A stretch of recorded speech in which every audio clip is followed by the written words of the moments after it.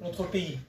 Tous les pays appliquent les systèmes dérogatoires, mais ceci dit, le degré d'interventionnisme, il un petit peu diffère suivant les niveaux de développement des pays. D'une part, si on s'intéresse aux pays développés, les systèmes dérogatoires, c'est des systèmes consacrés plus vers les secteurs économiques productifs. Par contre, quand on est dans une logique de pays moins avancés en développement, et la réalité nous montre ça, les systèmes dérogatoires et les cadeaux sont offerts beaucoup plus au secteur rancier, moins productif. Et je peux vous donner quelques exemples en analysant le système dérogatoire. J'ai des exemples concrets. Le deuxième enjeu, c'est que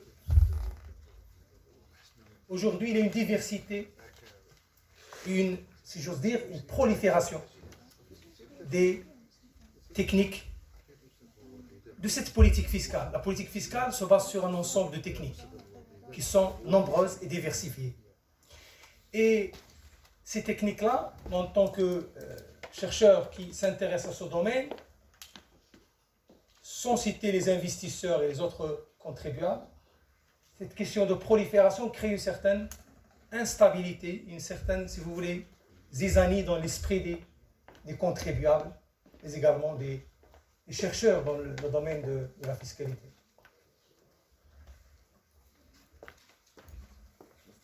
Alors, les techniques, donc, ils sont nombreuses. Je citerai les exonérations, les réductions d'impôts, les exonérations permanentes, provisoires, avec des abattements, des déductions fiscales, des reports d'impôts, des diminutions de taux, des augmentations de taux, parfois l'abattement.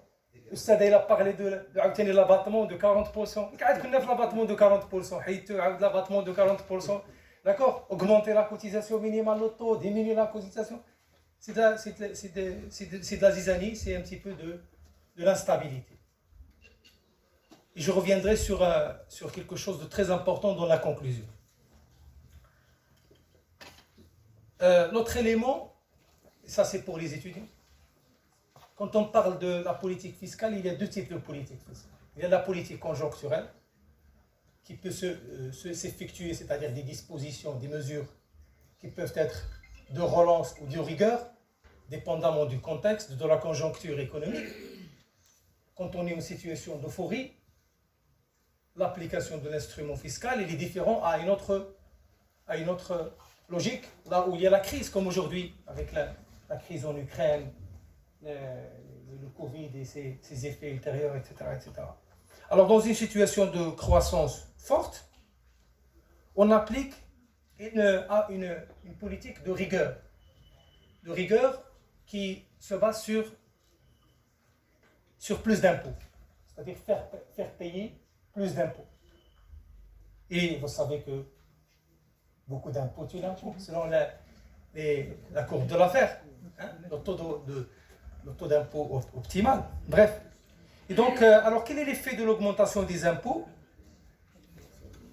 L'effet de l'augmentation des impôts ne font que diminuer les dépenses.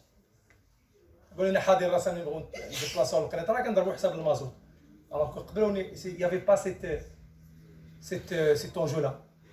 D'accord?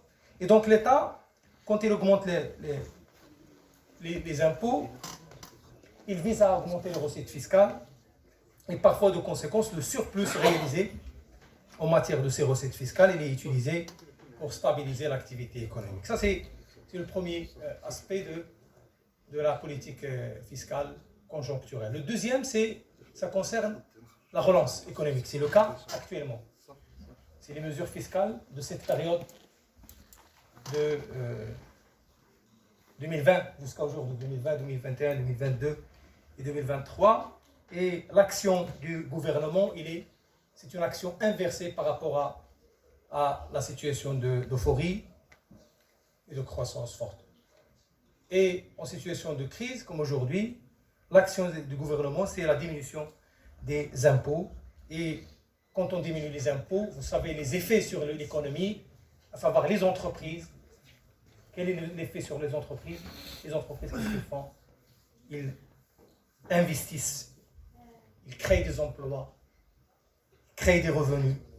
Et comme ça, on peut favoriser la croissance économique. Alors, ça, c'est la première partie. Deuxième partie, ça concerne la politique structurelle. Alors là, ce point-là, ça va me renvoyer aux dépenses fiscales.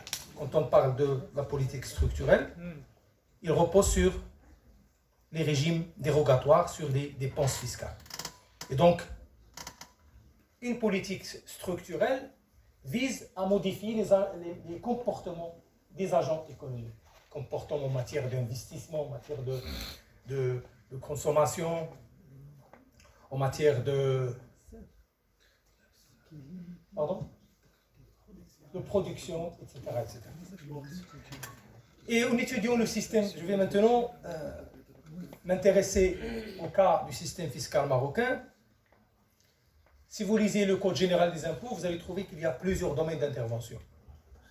Économique, social, environnemental, culturel, sportif, et j'en passe.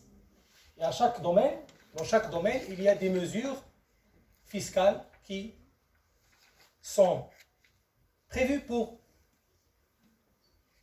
favoriser ces secteurs-là. Alors, je cite quelques exemples. Quand on parle des aspects économiques, de l'intervention économique, c'est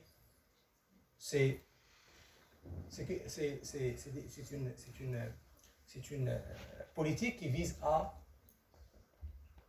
introduire le système fiscal, l'instrument fiscal pour agir sur l'épargne, par exemple.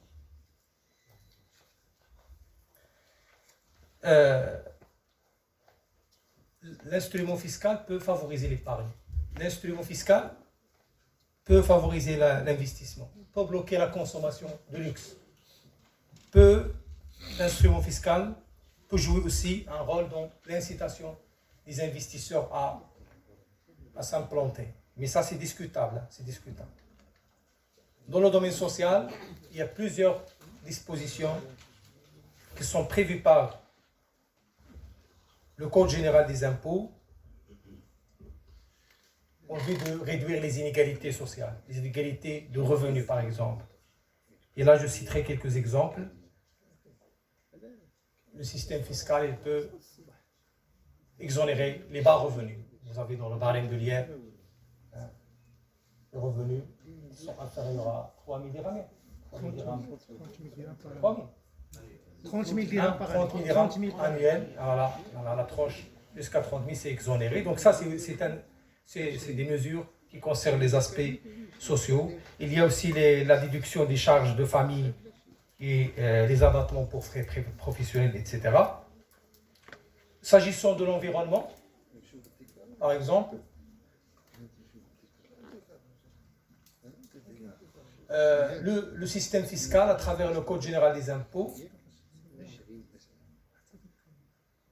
peut agir pour l'incitation des pratiques qui sont favorables à l'environnement, comme il peut aussi prévoir certaines mesures, certaines dispositions pour déprimer les activités qui sont nuisibles à l'environnement.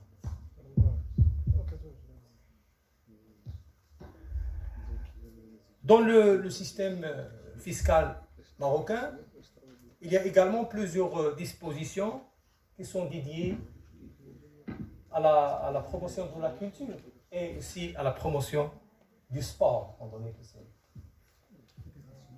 c'est la mode aujourd'hui, le sport. Et donc, je citerai quelques exemples par rapport à la culture. Alors, si vous êtes artiste, vous allez bénéficier d'une déduction des frais inhérents à la fonction, les frais professionnels, de 35%. Donc, si vous êtes artiste, vous allez bénéficier de 35% d'abattement pour frais professionnels. Si vous êtes professeur, vous allez bénéficier de combien? 20%. Je t'ai jasé. Maintenant 25 actuellement. 25%. À la loi de finances 2013. Voilà, très bien. Il faut changer de métier peut-être. Bref. Alors,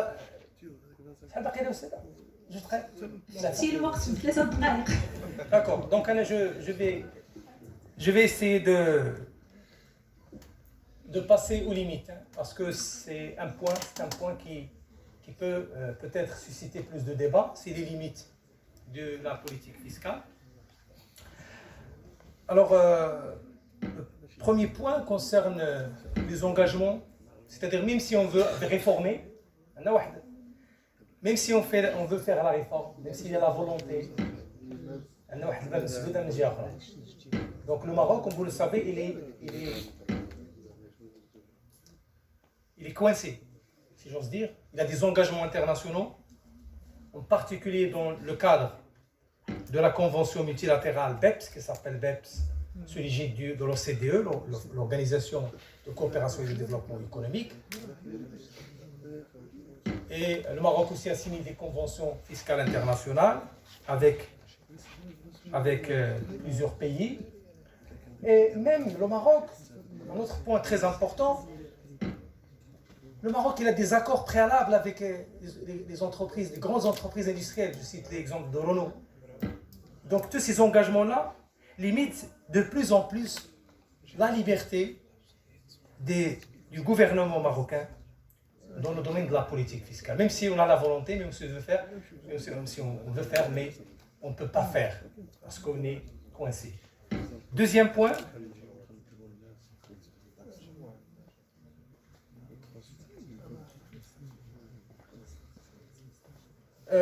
le système fiscal souffre de l'instabilité, de la complexité, d'une tendance à la dégradation de la qualité des normes fiscales. Et donc là, j'insisterai sur deux points pour conclure. De la conclusion. Alors pour conclure, j'insiste sur le premier point. Il est essentiel. C'est très important. Il est essentiel de travailler sur un chantier qui s'appelle la fiscalité régionale. La fiscalité régionale. Et moi, j'ai étudié quelques expériences concernant le fédéralisme fiscal. Il y a l'expérience russe, l'expérience allemande et d'autres qui insistent sur la question de la stabilité du système fiscal. Et dans le système fiscal russe, il y a ce qu'on appelle l'investisseur étranger, il exige une clause de garantie, une clause. Les privilèges, ils ne vont pas changer dans le temps. Parce que, avec l'état actuel des choses,